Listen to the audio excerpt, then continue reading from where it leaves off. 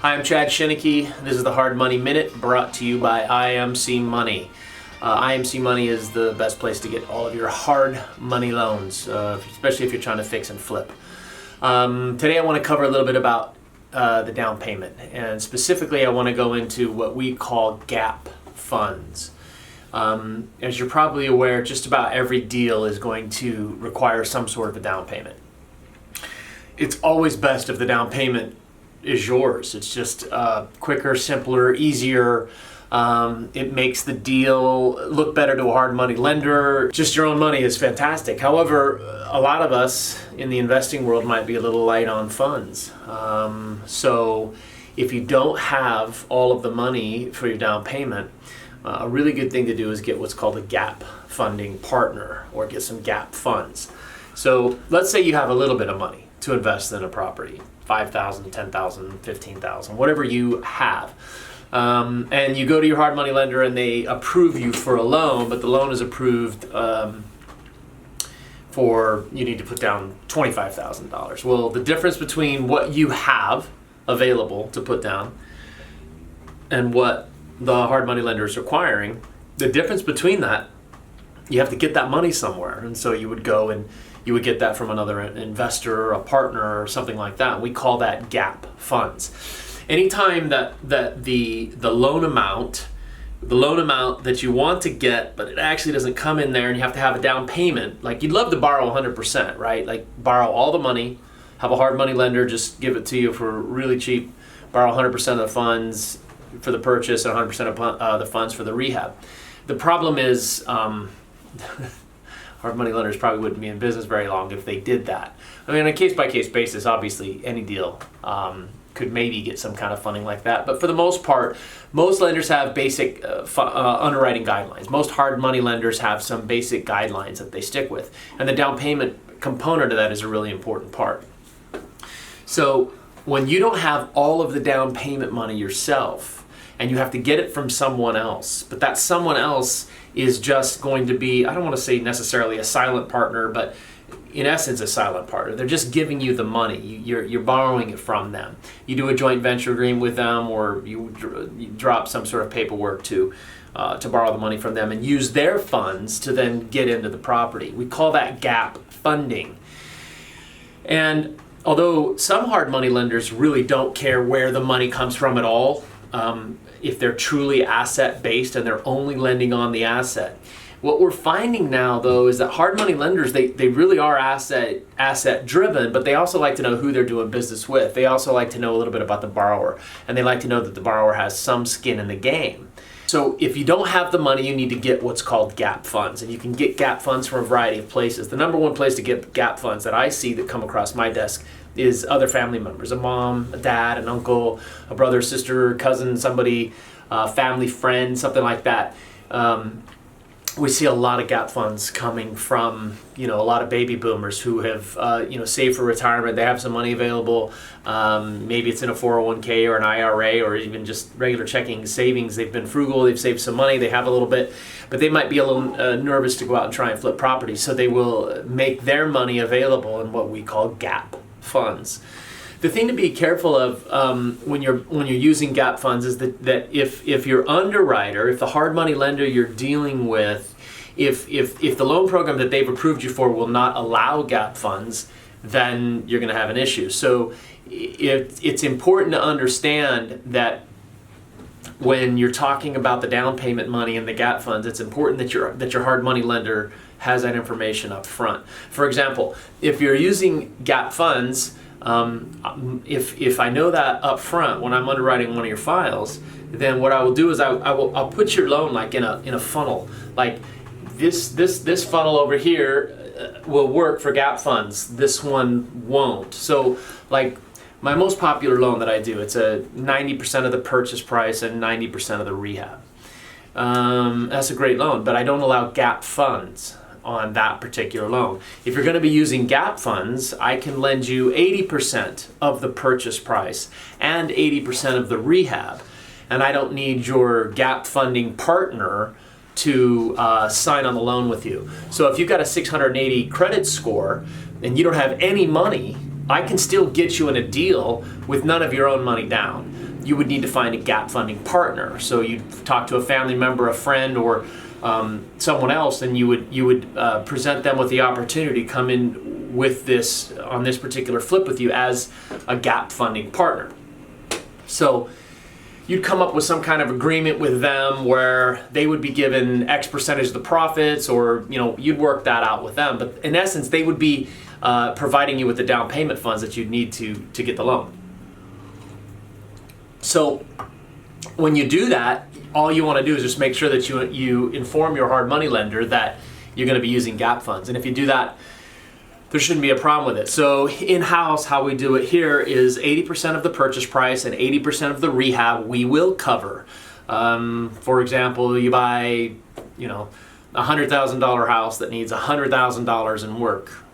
It's $200,000 you need total to finish the project, but it's going to be worth $400,000 when it's done, or $350 or $320 or whatever it's going to be worth when it's done. So if it was total acquisition cost was $200,000, I can loan you 80% of that. So the purchase price on a house is only $100,000. I can give you a loan of $160,000 on that particular transaction using gap funds. So it's a really powerful tool. You just have to make sure that the big problem that I see that a lot of people make, the error that they make, is they don't have realistic expectations set up to the gap funding partner from the beginning. A lot of times what happens is they'll say that, yeah, I'm going to flip this house, you're going to loan me the gap fund money, when we flip the house we'll make a ton of money and you'll get X percentage or whatever. The problem that I have seen in a lot of deals where people have been borrowing gap funds is that they don't, either they don't start the paperwork out correctly and have it all completely legal and written out as far as a really solid joint venture agreement. I see that a lot. I see a lot of people that take the gap funds to do the deal and then don't inform the gap funding partner the status or what's happening with the transaction. They don't tell them, they don't keep them updated with the progress of the rehab or the staging or when it's going on the MLM or MLS or any of that kind of stuff.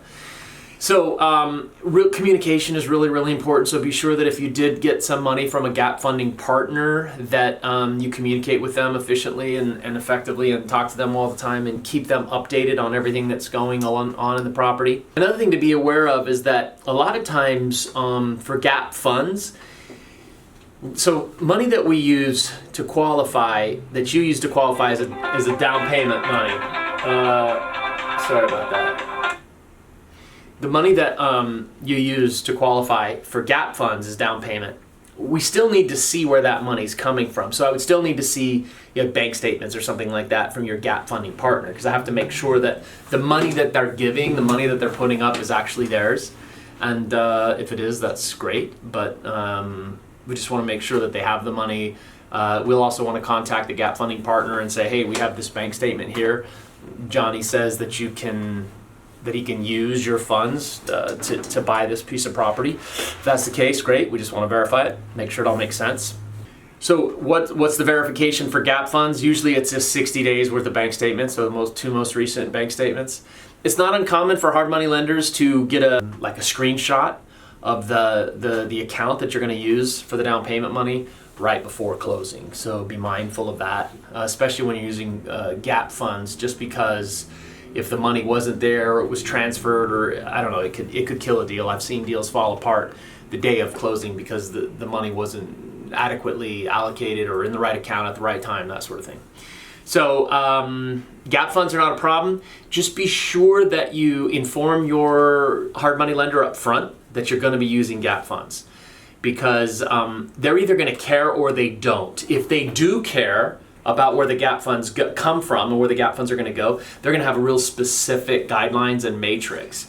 If they don't care, that's great. If they don't care that's usually just strict acquisition only, none of the development money. Most of the people I know, most of the hard money lenders that don't care where the money's coming from, whether it's gap funds or your own funds, they're primarily more on just the acquisition side, the purchase side, and not on the rehab lending side. Most of the hard money lenders that I know, my friends in the business, people that I work with, people that I deal with, people that I do loans with, broker to or partner with, they all care where the down payment money's coming from. They want to see the paper trail where it's coming from. It doesn't have to come from you necessarily, that's fine.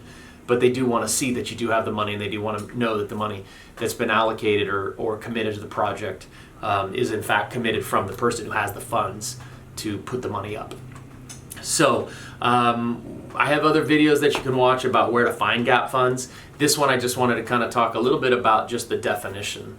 And the short definition again of gap funds is the money that you get from another investor, another borrower, another family member, another source, let's just call it that. It wasn't your own money. It wasn't in your checking or savings account. It wasn't in your 401k or your IRA. You didn't have the money. But you needed the money for the down payment for the house, so you got what's called gap funds. And those gap funds can come from just about anywhere. But just make sure that your hard money lender understands where those gap funds are coming from. If you do that, you're going to be fine. Remember, sunlight's the best disinfectant. So if I know more, the more information I have, the better. So just put it out there and say, hey, I want to do this deal. I don't have any of my own funds. I've got gap funds. It actually makes you look a lot more professional and serious if you'll upfront say, hey, I'm not going to be putting up my own capital on this deal. How I would position it if I were you, if I was going to use gap funds and I was talking to a hard money lender, I would say something like, currently my capital is deployed in a few other projects, or I have it allocated someplace else, and for this particular transaction, I've decided to take on a funding partner or a gap funding partner. Just, you don't want to make it sound like when you go to a hard money lender, hey, I'm totally broke. I don't have a dime. I'm going to borrow all this money from this person over here. They're going to give me the money and then I'm going to flip the house. I'm going to make a bunch of money. Just trust me. That would just make me really uncomfortable. I mean, I know going in that a lot of people that I lend money to don't have a lot of experience, don't have a lot of money. I know that. Hard money lenders generally take a risk in doing the loan, and we get that. But you don't want to come off as a complete amateur. You don't want to come off, really touting the fact that you don't have any money. It's okay to tell the hard money lender that you're not putting money into this particular transaction, but don't make it sound like it's because you're broke. Don't make it sound like it's because you don't have money, because that makes them start thinking, hey, I don't know if I want to. I don't like this deal. I don't like this deal. So never say the words, I don't have the money, or I don't have any money, or I don't have money to put up. I don't have. Just take those words out of your vocabulary. Don't say that kind of stuff. Don't say that kind of stuff. It'll scare people away. The better way to say it would be, I'm in a lot of deals right now, and I probably won't fund this one myself. I'll probably take on a funding partner. I got a few people that are always asking to do deals with me, and I'll probably let one of them JV this one on me, and I'll use their down payment money. What are your qualifications for that in case I don't use my own capital? That'd be a much better way to say it. Like, I don't know how much money you have. When you call our office or you fill out an application, whatever you tell me is what I believe you. Until you produce the documents, I don't know any different, right? I don't know if you're lying to me or not.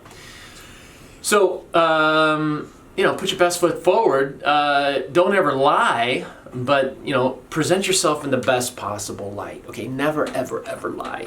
In the hard money game, in the business, in the real estate business, if you lie, it'll come back to bite you. I promise you. I've seen it. Don't lie. Don't exaggerate. But just position yourself, right? Position yourself a little bit better. So you don't want to call up a hard money lender and say, I don't have any money, but I have a rich friend who will loan me some money. That doesn't sound good. Frame it like this. For this particular transaction, I'm thinking about utilizing a gap funding partner. I have a lot of people that want to do deals with me. I'm good at finding the deals. I'm good at putting them together. I have some investor friends that have a lot of capital, but they're no good at finding the deals or putting the deals together. Anyway, okay, listen. Back to this. Don't present yourself as an amateur. It's okay to use gap funds. I understand. Hard money lenders understand that in the flipping business, you may not be completely liquid right now. But there's a variety of reasons for that. You might be into 10 other deals, and so right now, you just don't have all the cash lined up or whatever. That's fine. Just be mindful of how you position it. Gap funds are totally fine to be used. Just make sure you disclose it to the hard money lender. I think that's about it on gap funds for right now. We'll go into more detail later, or you can search out one of my other videos on the sources of gap funds, but I just kind of wanted to touch base on them right now. Okay, that's it. I got to get back to that phone call. Remember, this is the Hard Money Minute. I'm Hard Money Chad. This is all sponsored by IMC Money, so go check them out and follow and do all the liking and linking or whatever else it is that you're supposed to do with these videos. Thanks so much. Have a great day.